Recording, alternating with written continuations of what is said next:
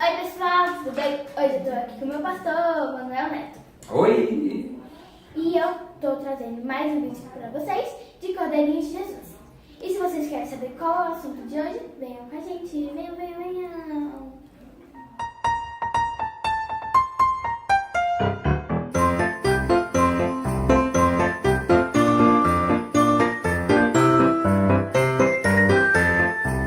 Eu estou aqui com o meu pastor, que se chama Manuel Neto, e a gente está aqui no gabinete dele. E eu vou fazer uma entrevista com ele, né? Para vocês saberem mais sobre Jesus. Então vamos lá começar. A primeira pergunta é importante a criança ir para a igreja? Então, Dudinha, antes de mais nada, é um privilégio participar, né, desta entrevista e estar no seu blog, que já está aí marchando para quase mais de 50 mil, né, visualizações. Então, o ministério com as crianças é de fundamental importância, não só para a nossa igreja, Igreja Batista Sião, mas como para toda a igreja que quer, de fato, alegrar o Santo Coração do Senhor.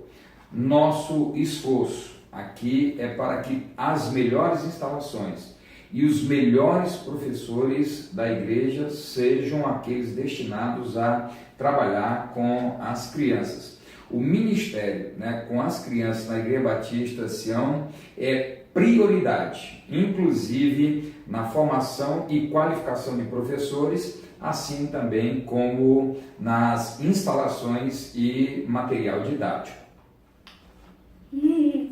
Vamos para a segunda. Algumas pessoas acreditam que criança nasce pura e é anjo. Isso é verdade? Criança peca? Então, Dudinha, é muito importante, oportuna a tua pergunta, porque a ideia de crianças puras e que crianças não pecam, ela chega a ser medieval.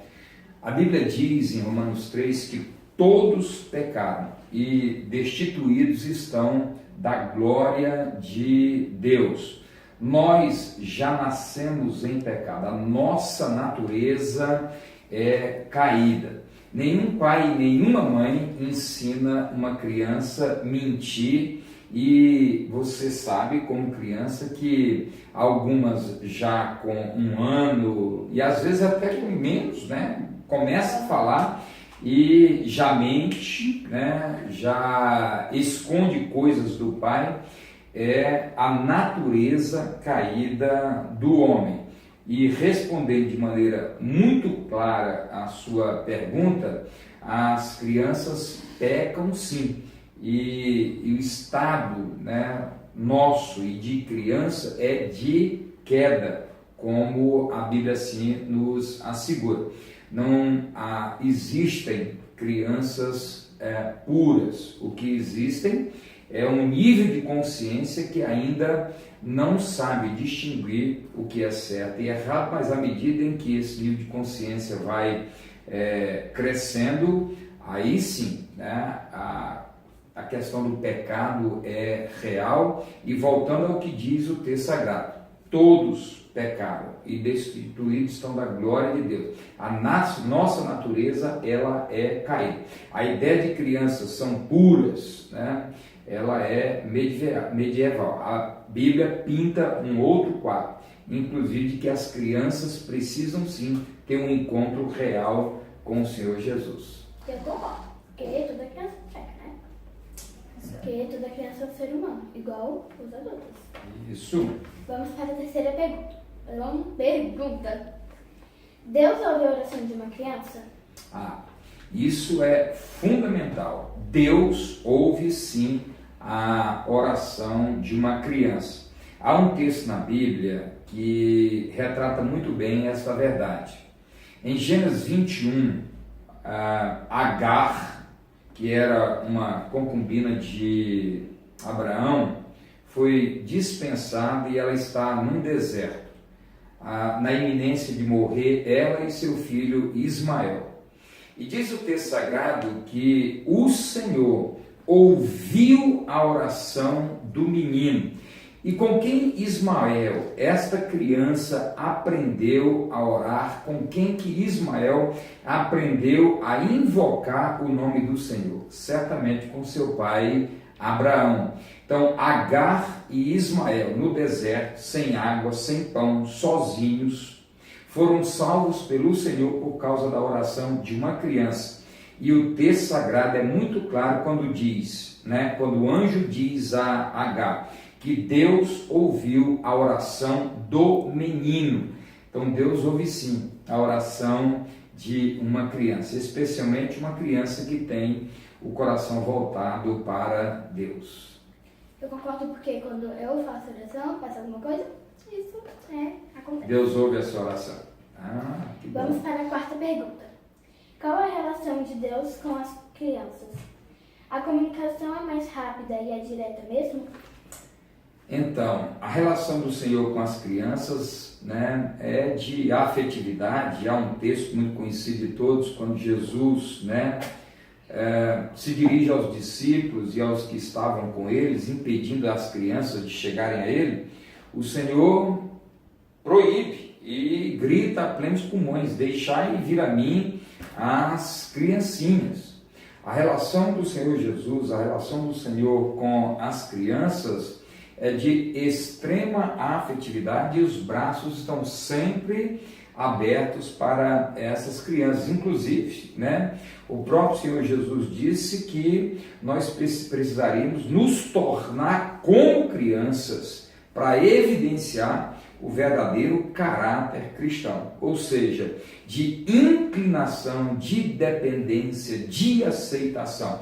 Tudo isso é visto numa criança, a humildade, né? A criança não tem uma propensão ao orgulho, por isso o Senhor disse que nós precisaríamos ser como crianças, humildes, dependentes, que aceita a correção e que sempre está disposta a correr para os braços do Pai. A relação de Deus, de maneira muito direta, com as crianças é de braços abertos. Gente, presta atenção. Se vocês não entenderam, voltem o vídeo do começo. Quinta e última pergunta. O que os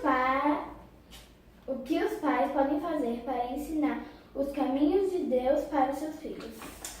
Ô Duda, como é importante essa sua pergunta, porque infelizmente hoje o que nós temos visto dentro da igreja e fora da igreja é uma terceirização da educação, tanto educacional, tanto secular como espiritual.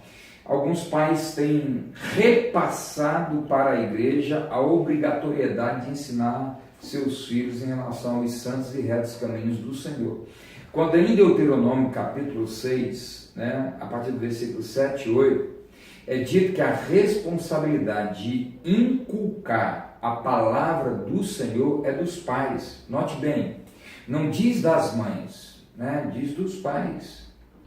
E este inculcar da educação espiritual, de responsabilidade dos pais, ela deve ser feita pelo menos de duas maneiras. De maneira audível, de maneira visual. Diz o texto sagrado que é de dia, de noite, andando, sentado, fora de casa, dentro de casa, colocando uma fita na testa, nos umbrais da casa.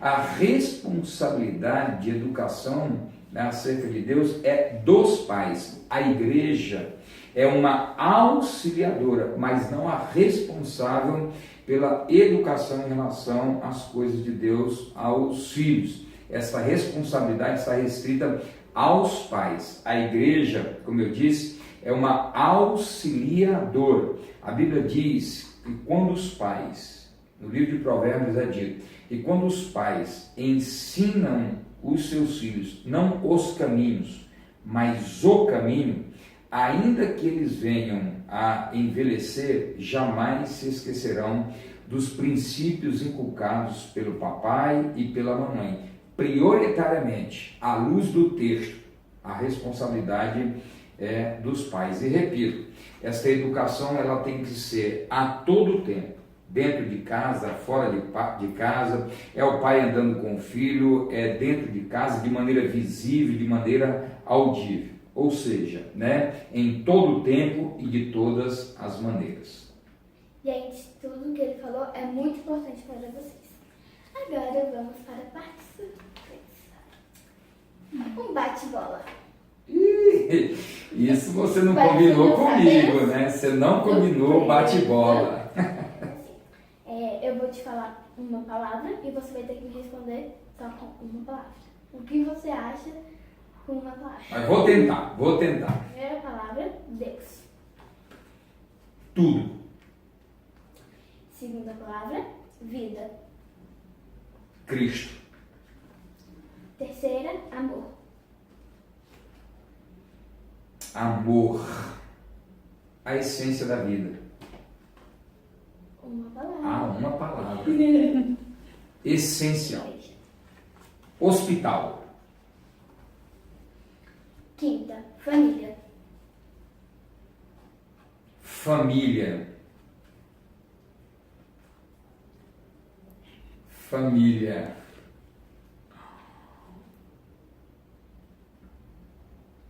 Família. Família, Dudinha. Tudo. Natal. Alegria. Agora, vamos Manuel Neto por Manuel Neto. Manuel Neto por Manuel Neto. Então, eu me converti há mais de 30 anos. Deus me ajudou e me deu a honra de ser o membro fundador da igreja onde cresci e fui formado. Depois fui para o seminário em 87, avancei nos estudos teológicos, migrei também para a área de gestão, onde me formei em administração, me especializei em alta gestão. Depois fui para a Escola Superior de Teologia, onde avancei no mestrado e no doutorado em teologia. Escrevi 9 livros, o último deles, este daqui, Sacerdotes Ficam Deprimidos, um chamado à reflexão sobre o suicídio de pastores. E hoje sou pastor titular da Igreja Batista Sião, onde tenho o privilégio de ser, inclusive, o seu pastor e de toda a sua linda família.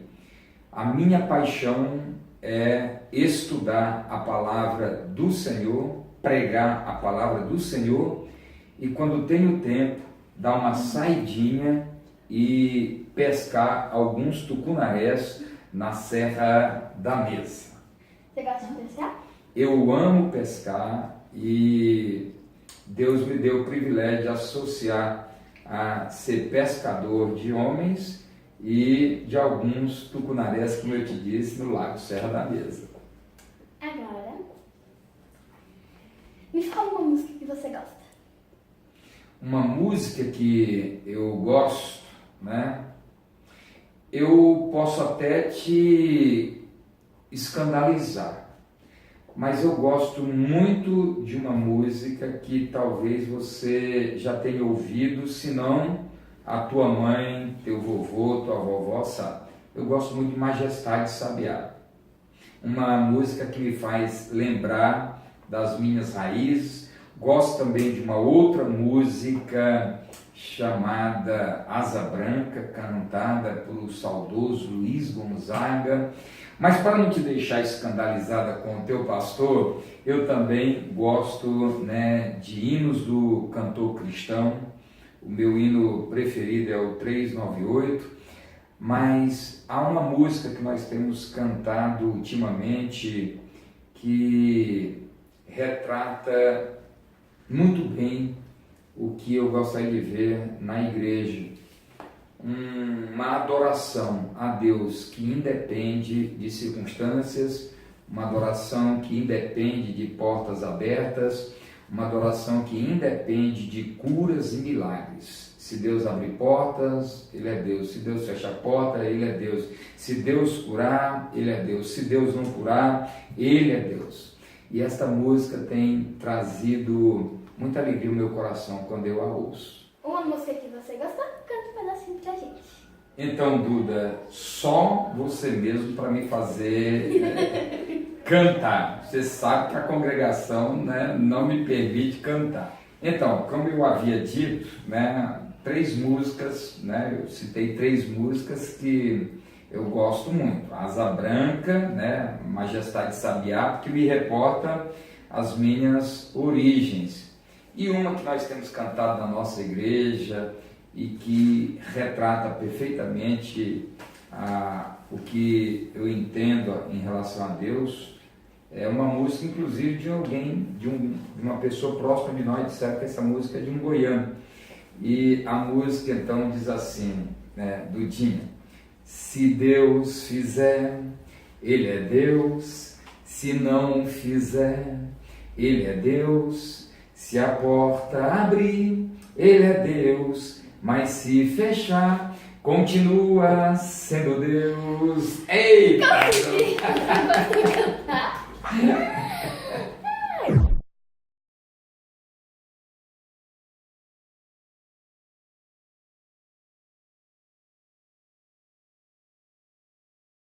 Ai, tô muito feliz. Vendo aqui seu livro, eu queria te perguntar uma coisa. É possível o pastor se suicidar? Então, Dudinha, tanto é possível que eu escrevi este livro. Sacerdotes ficam deprimidos. Só no Brasil, Duda, a cada dia 30 pessoas tiram a vida. E no planeta, a cada 30 segundos, alguém está tirando a própria vida. Infelizmente, é uma realidade. Existe um acordo midiático que não pode ser anunciado o suicídio. O suicídio gera suicídio, mas é, infelizmente, uma realidade. Pastores com patologias, pastores que não são cuidados em suas emoções, podem sim chegar ao extremo de tirarem a própria vida.